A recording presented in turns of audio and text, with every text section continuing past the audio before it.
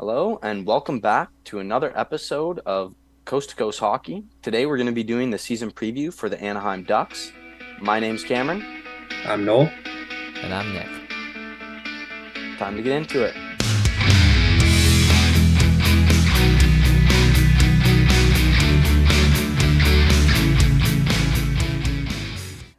Some of the key offseason additions for the Anaheim Ducks was the second overall pick, Leo Carlsson, Alex Killorn, Radko Gudas, Ilya Lyubushkin, Robert Hägg, and Alex Stalock.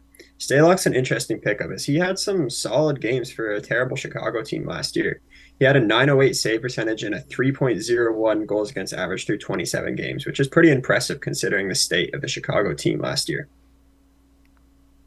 Now, among the key subtractions, Max Comtois used to be a pretty promising Canadian prospect that worked his way into the Anaheim lineup at an early age. It's interesting to see that he is gone now at this point in the Anaheim rebuild.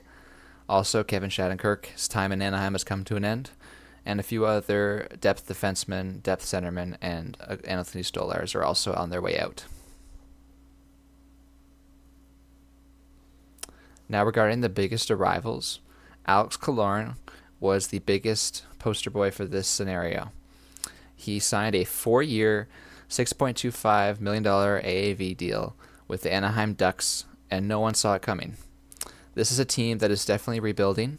They have very few assets to play alongside Alex Killorn, and Alex Killorn just came from the dynasty in the Tampa Bay Lightning. So this is very confusing for both the media, the scouts, and probably some players as well, why he'd want to sign in Anaheim. But then you look at the $6.25 million AAV, and now it becomes clear. This guy got the bag. He's cashed in now in Anaheim. He's going to be living in SoCal, and this is going to be a great 4 years for him to mentor some young prospects and work his way into the top six of that lineup probably every night. And as you can see, last season he performed very well, but this is alongside the likes of Stamkos, Kucherov, Point, Cirelli, among all of the Tampa Bay forward core. So coming into Anaheim, it'll be interesting to see how he does next season with a whole different set of forwards. Radko Gudas was brought in from Florida, and he's coming off a very impressive run to the Stanley Cup final, where he played a big part of that Florida defense. He signed a 3-year, $4.0 million deal, which we think is a pretty fair contract given the intangibles that he brings. He had led the league in hits last year, or second, sorry, with 312, over 4 hits a game, which is it's a massive impact that he brings to the ice with his physicality. He also had 125 block shots as well as putting a measly 2 goals and 50 assists. But you don't really look for offense when you're looking at Radko Gudas. And he did make it to the Stanley Cup final last year. So he's, again, bringing some good experience to mentor some of the younger players that Anaheim has. The final big addition here is Ilya Lyubushkin, who came over from Buffalo in a late offseason trade. They gave up a fourth round pick, which, in terms of the acquisition cost, is not a lot. Bit questionable for a team in the midst of a rebuild to give up a fourth round pick for a 29-year-old defenseman. In terms of the player Ilya Lyubushkin is, last year he had 99 hits and 104 block shots in 68 games. So he's not offensive, much like Gudas. He's going to play on the defensive side of the puck and really throw the body around. But the thing to be cautious with there is watching him play for a little bit with the Leafs. He has been known to put himself out of position, seeking that big hit. He'd often try to make that big hit in the neutral zone, and it would lead to a lot of odd man rushes, which is definitely not what you want to happen. But at the same time, he has shown an ability to play with some high-end offensive defensemen. He was a pretty good partner for Morgan Riley, so he could end up being a good partner for Jamie Drysdale or Cam Fowler in Anaheim. So moving on from the present to the future, we're going to take a look at the prospects and the draft capital, sorry, that Anaheim has. So starting with the top five prospects, I mean, Leo Carlsson's obviously the big one there. It was pretty controversial to take him second overall over Adam Fantilli, which we'll get into later. But at the end of the day, he's a great prospect. Pretty much everybody had him in the top three or top four of their boards. So great prospect to pick up there. Got a lot of size and yeah, and then moving on, they got Pavel Mintkov, who's a good offensive defenseman who played in the OHL last year, Olin Zellweger, another offensive defenseman, and then Nathan Gaucher is another guy I know who played for the World Junior team, and I think he played in the lower end of the lineup, so able to kind of bring some intangibles there. And the draft capital is quite stacked. They still have all their picks through years 24 to 26. They're going to be looking to draft some big pieces to already join their stacked prospect core. And as you can tell, they don't trade away their picks as much as other teams we've seen. They don't acquire heavy pick capital. They're focused more on their players. Speaking of players, we're looking at the prospect spotlight for the Anaheim Ducks, and the three prospects we have chosen today are Leo Carlsson, Pavel Mintyukov, and Olin Zellweger. Now first with Leo Carlsson, this is the second overall pick from the most recent draft in 2023. He is a 6'3" forward who played in the men's league in Sweden last year, and he put up some great numbers for such a young age. As we've said with a lot of these younger players, if you're doing well against men in Europe, this is a good sign coming over to the NHL. I look at someone like Elias Pettersson as a interesting comparison, not as a play style, because Elias Pettersson plays a smaller, shot-heavy style, where Leo Carlsson is more of a large playmaker that doesn't evade as much as he attacks. But I look at Elias Pettersson as someone who succeeded at an early age in Sweden, was underwhelmed by the draft, and everyone thought he was sort of taken too early, but then he pleasantly surprised most fans and players alike. So I'd see Leo Carlsson doing the same thing and making people not regret taking him second overall. Now looking at Pavel Mintyukov, this is a player that was questionably taken at 10th overall in the first round in 2022. People were not sure of this guy, not sure how he would do, and weren't really sure about his work ethic as well as maybe his play style being so high risk, high reward. But then he turned it up in the following year, got traded to the best team in the league, Ottawa, and proceeded to produce like crazy. As you can see there, way over a point per game. One of the top scorers in the league, yet he's a defenseman. So that's a great sign for pro NHL comparisons. You can see that he'll be in the top of any defenseman. He'll be alongside Olin Zellweger as well. Olin Zellweger on the far right there, you can see an opposite defenseman to Pavel Mintyukov being 5'9", more of a skilled evader. He produced very well for the Kamloops Blazers after being traded there to play alongside Logan Stankoven in the WHL. This player is extremely fast. He's sort of a one-man show, Bobby Orr. He'll do anything you want him to do, and he can pretty much carry the whole game. You don't need many other players to play alongside him to do well as a team. So this will prove very well once he reaches the NHL and shows the world all that he has despite being just 5'9". Moving on from our prospect spotlight, we're going to take a look at the projected lineup for the Anaheim Ducks this year. And starting there with the biggest thing here is Trevor Zegras is yet to sign a contract with the team. I have no doubt it's going to get done, but it's going to end up likely being a bridge deal instead of a long-term deal. They just signed Troy Terry to, I believe, an 8 or 7 year deal in the $7 million range. So I don't think they were willing to go above that, and that's kind of why they're going to end up having to do a bridge deal here with Zegras. So it'll be really important for them to get him locked up long term. But you look at the rest of that line, they got Adam Henrique, a good veteran, but pretty out of place in the top 6 of a NHL team probably at this point. Troy Terry, who has been pretty consistent over the past couple seasons. And then on the second line, we got Alex Killorn, the big offseason addition, playing alongside Mason McTavish, which would be a pretty interesting dynamic as both those players play with a lot of heart and a lot of grit. And then Ryan Strome there, a good top 6 contributor as well. And on third line, thing of note there is Isaac Lundstrom, suffered a pretty serious injury. I can't remember. I think it was something to do with his ACL. But that spot might be replaced by Leo Carlsson there if he's able to make the team.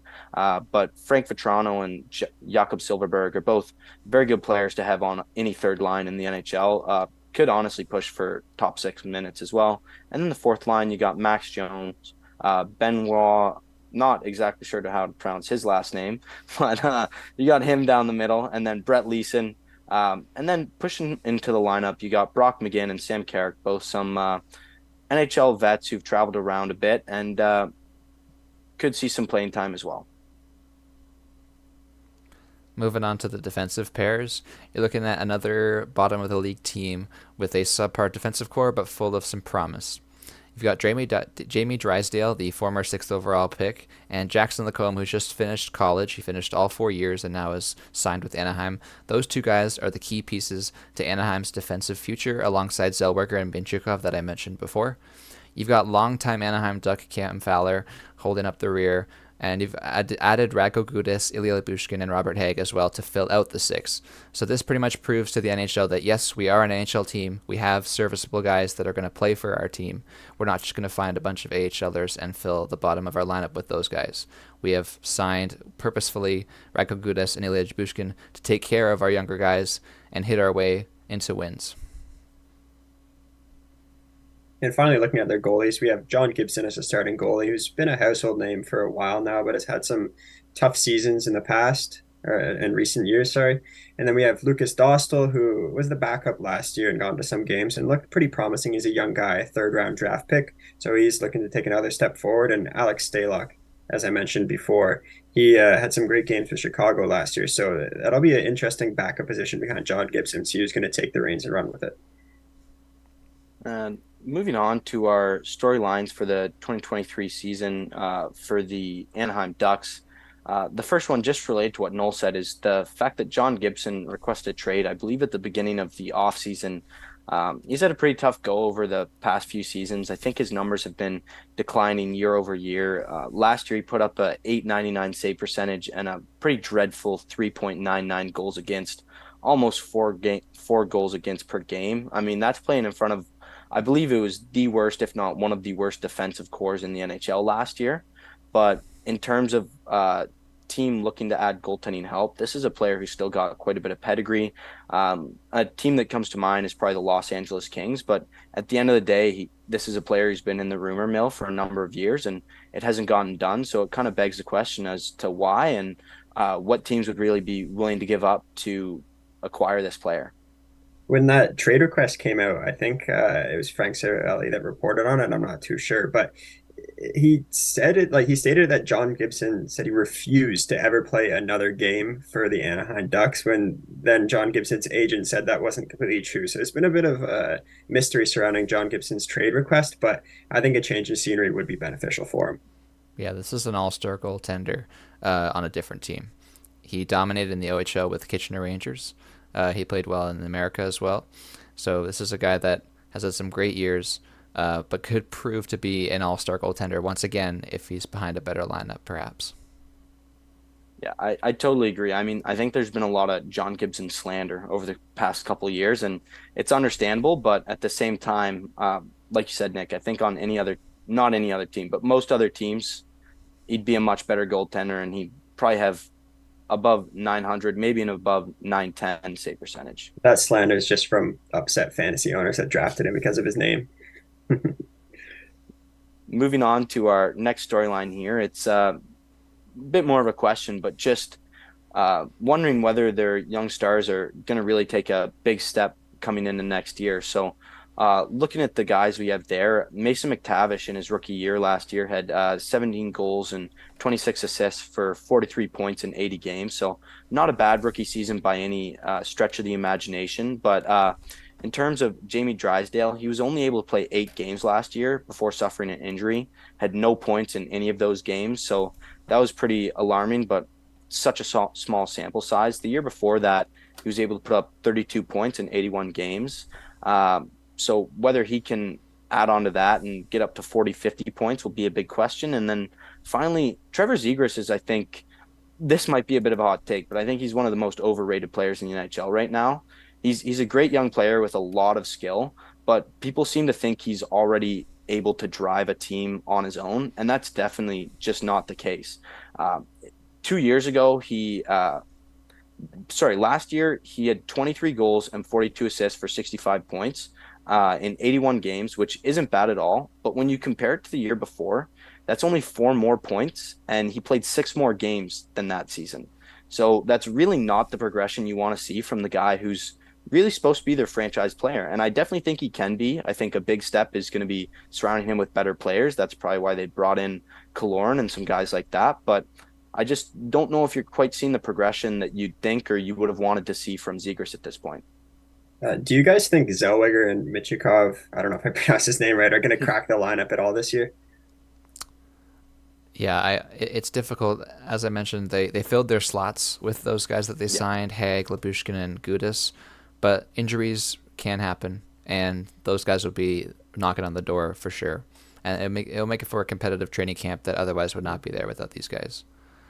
I also think with Zellweger, it's just the size at 5'9". I think they probably want to get him into some professional games in the AHL, play some games there before they try him in the NHL. Like the last thing you want to happen is for him to come in and get his bell rung and not be able to play games. Kind of So like Drysdale. exactly. So you want him to come in and work his way up to the more physical league because even though he's small, he's an unbelievable player, and I think he'll have a good long career. But it's about kind of warming those guys up. Mhm. Yeah, and then it's up to new head coach Greg Cronin to sort of Mhm. solve these young guys and figure out who they are, what their identity is, and what the team identity will be going forward. As there should be, no excuses at this point. These guys are not rookies anymore. It is their time to Exactly. sort of take charge and take a step, as you said. Exactly. And then just our final storyline here is it kind of twofold because the first part is are they going to regret passing on Adam Fantilli? And that's kind of a more long term question, but more short term, I think Fantilli is going to come in and make an immediate impact next season with the Columbus Blue Jackets. And it's possible that Leo Carlsson doesn't even make the opening night roster for the Anaheim Ducks. So that's kind of in the short term, but in the long term, everybody had Adam Fantilli pegged to go second overall. I mean, I know I did. He was so dynamic in the World Juniors, and he even played at the Olympics where he was pretty pretty good as well. And then the maybe not the Olympics. I think it was the World Championship, but World there he scored Championship. a World Championship. But he scored a huge goal in the World Championship against men from Europe. So really showing on one of the biggest stages at the international level. Yeah, I'm unironically high on Carlson. I really believe that he is going to be, like, he's got one of the lowest, I mean, the highest floors of anybody Hmm. in this draft. It seems like he is a surefire guy, but it really begs the question of, were you able to take the risk on someone like a Fantilli or a Michkov at the time, and did you not do it for a certain reason or one other? So Yeah. we'll And have to find out. I feel like there is kind of a North America bias towards prospects. And I mean, I'm definitely fall right into that. I've seen Fantilli play a lot more than I've seen Carlson, but only time will tell if they really made the right choice here. All right. And that brings us to our final segment here, which is just a broad overview of the 2023-2024 season for the Anaheim Ducks. So beginning with some grades here, the offseason grade, uh, I believe it's the lowest one we've given out yet, but it's a C. And it really comes down to mainly the Alex Killorn contract. I mean, giving a 33-year-old a 4-year deal at over $6 million could really come back to haunt them in 4 years when some of these young guys' contracts are up and they're looking to add to this team, and they're going to have probably somebody who's playing in your bottom six at a $6 million cap hit, much similar to much like what the Edmonton Oilers had with Milan Lucic for a few years there. And that's just not a good way to go about building your team. If it was a 2-year term, I think it would be a fine deal, but it's a really risky bet by the general manager there. And in terms of the on ice grades here, again, not great. C plus for offense, C for defense, and C plus for goaltending. If they do end up trading John Gibson, that C plus is going to go down really quickly and could end up being near Chicago's around a D plus or something like that. And then in terms of the future outlook, regardless of whether you think Carlson was the right pick or not, adds to their absolute stacked pool of prospects and young players that they have. So the future is very bright, as is the weather in Anaheim. So it's going to be great for the Anaheim Ducks, who didn't have to wait long from the years of Corey Perry, Ryan Getzlaff, for management to really institute a great rebuild that seems to be going in the right direction. And now, just looking at our projected Western Conference standings, we have them eighth in the wild card race ahead of San Jose and Chicago. They're still going to be bottom part of the league. They aren't going to be very good, but I would like to see some of their young players take steps forward. That's what we're really looking for this year.